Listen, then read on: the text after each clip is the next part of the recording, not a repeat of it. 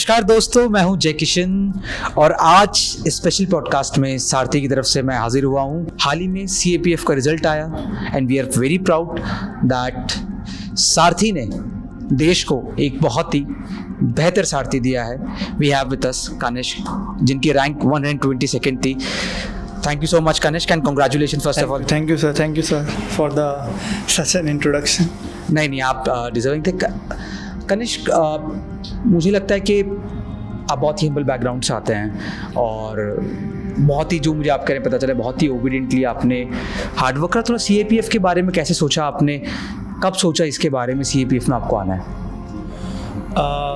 शुरू से ही मेरा रुझान civil services and government service की तरफ था। सबसे पहले मैंने सिविल सर्विसेज के लिए ट्राई करी, जहाँ पे मैं मेंस में मेरा क्वालिफाई नहीं हुआ। उसके बाद मेरा रुझान CAPF की तरफ भी बढ़ा, क्योंकि मुझे इसमें अपॉर्चुनिटीज़ और चैलेंजेस दोनों मिल रहे थे। Then I did the exam and इसके लिए मैंने ऑर्गेनिकली प्रिपेयर नहीं किया, क्योंकि मेरी स्टेट PCS और UPSC की तैयारी से ही दोनों की तैयारी से मेरा प्री और मेंस निकला और फिर सर की गाइडेंस से इंटरव्यू। सर जो है अरिंदम सोनी सारथीज, कई लोगों के सारथी बने हैं ये, तो थोड़ी अपनी यात्रा के बारे में बताइए कि मुझे लगता है जो और जगहों से यहाँ का जो माहौल है उसमें थोड़ा सा फ़र्क है कि ऐसा लगता है कोई अपने परिवार का व्यक्ति जो है। जब मैं अपने इंटरव्यू की तैयारी कर रहा था UPSC के, तो अरिंदम सर ऐसा लग रहा था कोई अपने परिवार का बड़ा भाई है, परिवार का व्यक्ति है जो कि ध्यान रख रहा है। उसमें एक ऐसा लगता है कि कमर्शियल अप्रोच कम है, एक अपनापन ज़्यादा है। तो ज़रा उसके बारे में बताइए कि कैसे, क्योंकि मैं अपनी बात करूँ तो मुझे लगता था कि मेरे इंटरव्यू से पहले मेरे खाने के रूटीन से लेकर मेरे स्लीप साइकिल से लेकर सब में लगातार अरिंदम सर ने मदद करी। थोड़ा आपके बारे में बताइए। मैं सर से काफ़ी लंबे समय से जुड़ा हुआ हूँ। सिविल सर्विसेज की प्रिपरेशन में भी सर ने काफ़ी साथ दिया है। छोटी छोटी से बातें से लेकर कि पेन कौन सा यूज़ करना है, स्लीप साइकिल क्या है, शेड्यूल, प्लानिंग। सर अपने आप में एक थिंक टैंक है, तो वो पूरा आपको पर्सनली पढ़ाई वाइज तो सर का सपोर्ट रहता ही है। इंटरव्यू में भी सर ने काफ़ी बताया कि how do you have to behave, like responses में कहाँ एक्सट्रीमिटी है, कहाँ पे आपको बैलेंस करना है, कहाँ पे किस एरिया से क्वेश्चंस पूछे जा सकते हैं। तो सर ने ये रोल सर का रहा है कि सर फैमिली की तरह ही ट्रीट करते हैं, as a professional come and sir as a formal environment नहीं देते, इनफॉर्मली ट्रीट करते हैं सर। कोई ऐसा एक एनेक्डोट देना चाहेंगे? जैसे मुझे याद है जब मैं अपनी UPSC के इंटरव्यू में जा रहा था तो अरिंदम सर ने मुझे कुछ बातें बताई। जैसे उनमें से एक बात मुझे याद है, मेरा फ़ोन मेरे पास नहीं हो ना, मैं दिखाता कि don't you are see but don't let them see, ऐसे कुछ एनेक्डोट्स थे। Don't over do, don't under do, ये कुछ बातें थी जो आज भी मेरे फ़ोन के वॉलपेपर में मैंने संभाल कर रही। कोई ऐसा एक एनेक्डोट जो आपको सुन रहे हैं, जो CAPF का इंटरव्यू देंगे या फिर UPSC का इंटरव्यू देंगे और इंटरव्यू देंगे, कोई ऐसे एक आध दो एनेक्डोट जो आप शेयर करना चाहेंगे? एनेक्डोट्स तो नहीं, लर्निंग्स ही है जी। जो सर ने कहा था कि you have to stay focus, like जो भी हो आपको उस पर ही ध्यान रखना है और कॉन्फिडेंट मेंटेन करके रखना है। Like you have to show that you have to be an officer for becoming an officer. Sir की ये मेन थी लाइन, क्योंकि जो आपका एटीट्यूड होता है उस पर चीज़ें डिटरमाइन करती। तो यस, मेरे को लगता है इस चीज़ में सर ने। कितने घंटे पढ़ते थे आप? मुझे पता है कि UPSC एक बहुत बड़ा समंदर है और इस समंदर में जब हम डाइविंग सीखते हैं तो कोई ना कोई मोती हमारे हाथ में ज़रूर लगता ही है। तो मुझे लगता है ये आपकी जर्नी भी कुछ ऐसे ही थी, तो थोड़ा उसके बारे में बताइए। हाँ जी, बिल्कुल। देखिए, समय का तो मैं नहीं कह सकता, बट मेरा एक टारगेट होता था, जो टारगेट को मैं फुलफिल करने की कोशिश करता था जितना हो सके। लाइक 100% तो बहुत मुश्किल होता था, बट जितना भी 80-90%, 70% जितना भी हो सके मैं उस हिसाब से पढ़ता था। कभी घंटे गिने नहीं, क्योंकि कभी सुबह मेरा मैक्सिमाइज होता था दिन में, कभी शाम को, तो एज सच आवर्स वाइज मैंने कभी नहीं पढ़ा।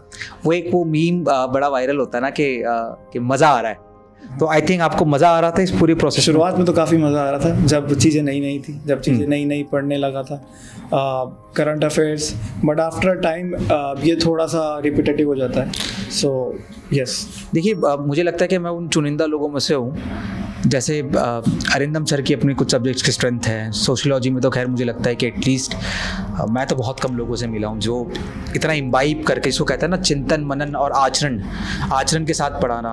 बट शायद तक मैं थोड़ा सा लकी रहा हूँ कि बहुत पुराने समय से 10 साल से सर को जानता हूँ, तो मुझे हर सब्जेक्ट सर से ही पढ़ने का शौक़ है, चाहे वो पॉलिटी हो फिर चाहे वो जोग्राफी क्यों ना हो।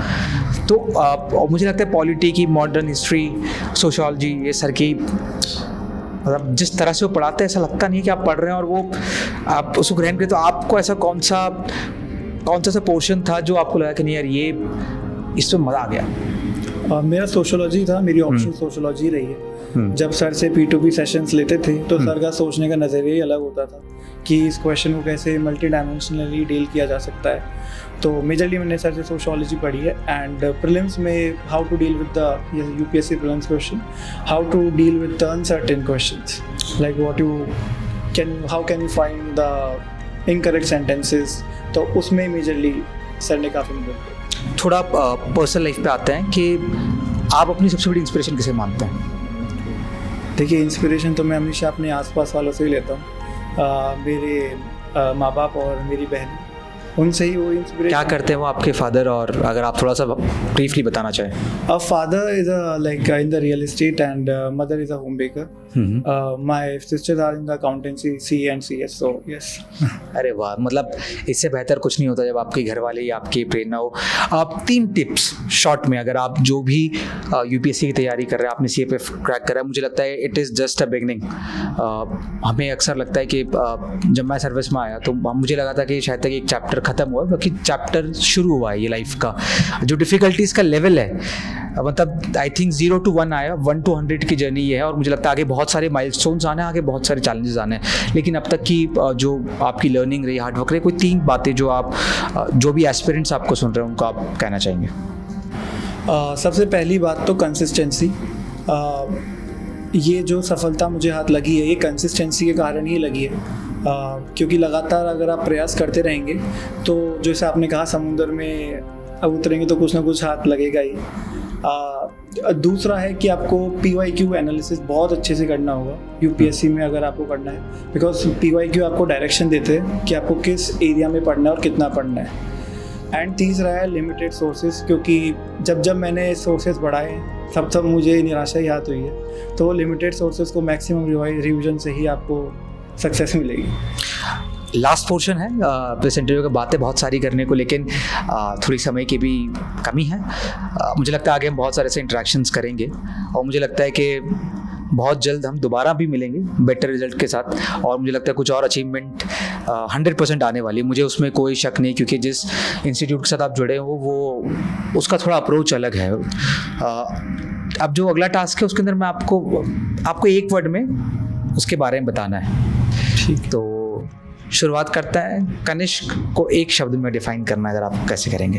Hard working. अरिंदम सोनी सारथीज को अगर आपको डिफाइन करना है, कैसे करेंगे? Think tank. और आपके पेरेंट्स को एक वर्ड में? That's very difficult to define them in just one word. They are very supportive. और support। यूपीएससी को एक? Unpredictable। तो thank you so much Kanishk, ऐसा लगा कि बहुत मॉडेस्टली और बहुत ऑनेस्टी के साथ आपने जवाब दिए। और मैं ये कह सकता हूँ कि ये जो लेगेसी शुरू हुई है सारथीज की और अरिंदम सोनी सारथी की, और मुझे लगता है ये बहुत शुरुआत है। आप बहुत लोगों को इंस्पायर कर चुके हैं, मुझे लगता है आने वाले भविष्य से आप और लोग करेंगे। और बस मुझे लगता है सादगी और मेहनत, डिसिप्लिन जैसा आपने कहा बने रहे। बहुत बहुत शुभकामनाएं आपको। आप देश का नाम रोशन करें। Thank you sir. और अपने घर वालों का नाम रोशन करें और ऐसे ही तरक्की जो है वो पाते रहे। तो दोस्तों, ये थे हमारे साथ में कनिष्क। आगे ऐसे बहुत सारे सक्सेस स्टोरीज आपके साथ लेकर आएंगे, क्योंकि देर सवेर मंजिल सबको मिल ही जाएगी। और शाहरुख खान साहब ने भी कहा है, अगर पिक्चर की एंडिंग अच्छी ना हो तो पिक्चर अभी बाकी है मेरे दोस्त। Thank you so much.